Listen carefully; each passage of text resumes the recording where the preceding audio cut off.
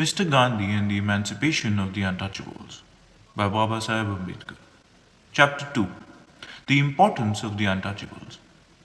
Most parts of the world have had their type of what world calls the lowly.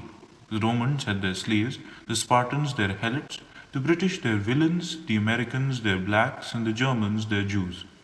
So the Hindus have their untouchables. But none of these can be said to have been called upon to face a fate which is worse than the fate which pursues the untouchables.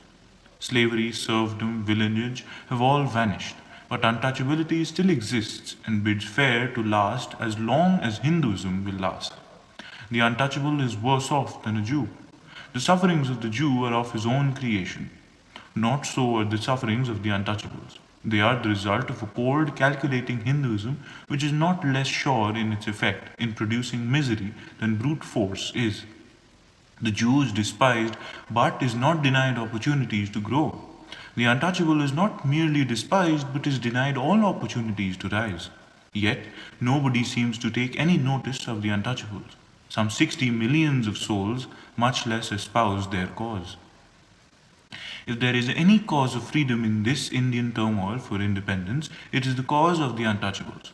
The cause of the Hindus and the cause of the Mussalmans is not the cause of freedom. Theirs is a struggle for power that is distinguished from freedom. Consequently, it has never and always been a matter of surprise to me that no party and no organization devoted to the cause of freedom has so far interested itself in the untouchables. There is the American weekly called The Nation.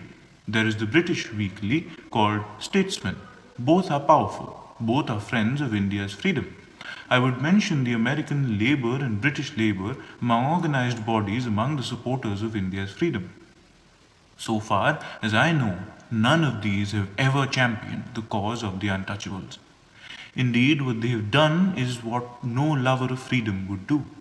They have just identified themselves with the Hindu body calling itself the Indian National Congress. Now, everybody in India outside the Hindus knows that whatever may be its title, it is beyond question that the Congress is a body of middle class Hindus supplied by the Hindu capitalists whose object is not to make Indians free but to be independent of British control and to occupy places of power now occupied by the British. If the kind of freedom which the Congress wants was achieved, there is no doubt that the Hindus would do to the untouchables exactly what they have been doing in the past. In the light of this apathy, the Indian branch of the Institute of International Affairs may well be congratulated for having invited a paper for submission to the Institute of Pacific Relations discussing the position of the untouchables in India in the new constitution.